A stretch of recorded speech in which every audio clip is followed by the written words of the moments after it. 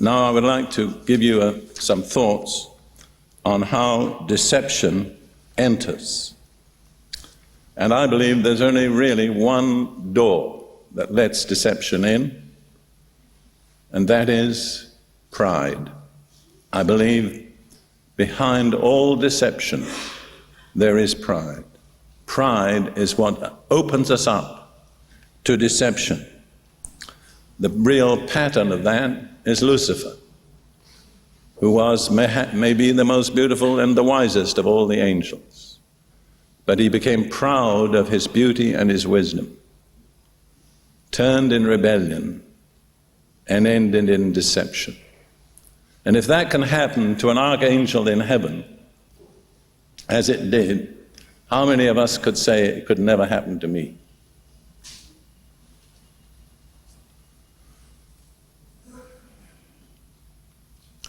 One of the lures of many cults is the attraction that if you join them, you're going to join a super group.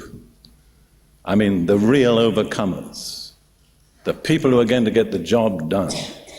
The church has messed around and not got the job done, but now here we are going to get the job done. What does that appeal to? Pride, that's right. Let's take the manifested sons teaching, which some of you are probably familiar with. That was exactly their teaching. But they went much further, because they taught ultimately that you could achieve immortality if you did the right things. It's remarkable how many cults teach that. The Mormons teach it. It thinks it's taught indirectly through Freemasonry. And it all goes back to what the Bible calls the lie, which was the first lie which Satan turned on the human race, which was, you shall be as gods. And every time really that he wants to deceive people, he uses the same type of motivation. So beware when people tell you there's a super group that have gone further than others, and they're usually rather critical of previous generations of Christians. But I'd have to say, as far as I've seen, they don't begin to produce the same kind of results that previous generations produced. And I say to people, if you ever join a group who tells you, if you want to be right, you've got to join us. When you've joined them, you'll know one thing: you're wrong. Proverbs 29 verse 5 says, he who flatters his neighbor with his mouth spreads a net for his feet. Beware of flattery. I think this applies particularly to preachers. Preachers are very susceptible to flattery.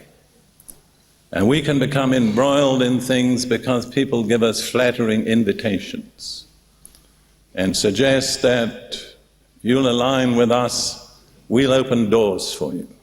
If you're not a preacher, you probably don't realize how powerful that temptation is, because most preachers, in a way, check their effectiveness by the number of invitations they have. I've heard more than one preacher admit that. That's not a very spiritual attitude, but let's be honest, we're not always very spiritual people.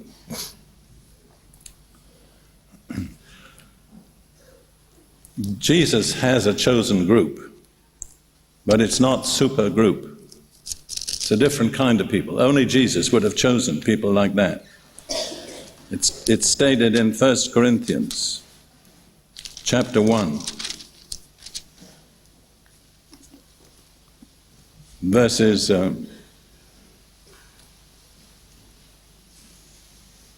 26 and following. For you see your calling, brethren, or you see the kind of people that you've got yourself mixed up with. Not many wise according to the flesh, not many mighty, not many noble are called. But God has chosen And you remember, God will protect those whom he has chosen. Now, in order to be one of God's chosen, you have to be in this list, because God has chosen. He's not going to change his mind. He's not going to revise. It's settled. So as we go down this, just see if you fit. But God has chosen the foolish things of the world to put to shame the wise. And God has chosen the weak things of the world to put to shame the things that are mighty. And the base things of the world and the things which are despised, God has chosen. And the things which are not, to bring to nothing the things that are, that no flesh should glory in his presence. See, God has a motive to eliminate pride. And so this is the list. I mean, just ask yourself, do I fit? He's chosen the foolish things. He's chosen the weak things. He's chosen the base or lowly things, the things that are despised, and the things that are not. And the reason God has chosen that is that no one will ever be able to boast and say, God chose me because I was so clever or so strong or so wise. He needed me. When I got saved by a kind of divine accident, I was serving in the British Army in World War II. I was a fellow of King's College, Cambridge, and had a distinguished academic record behind me and a future in the academic world. And for a while, I used to have the attitude, God was pretty lucky to get me. The more I knew about me, the more I revised that opinion. My opinion now is I can't think why ever God picked on me. The truth was, I'd been removed from my fellowship in Cambridge. I was no longer wandering around in a gown in the sanctified courts of kings. I was a local, acting, unpaid lance corporal. And my salary was 2 shillings a day, old shillings. And that's when God got me. Thank God he got me. So just be careful.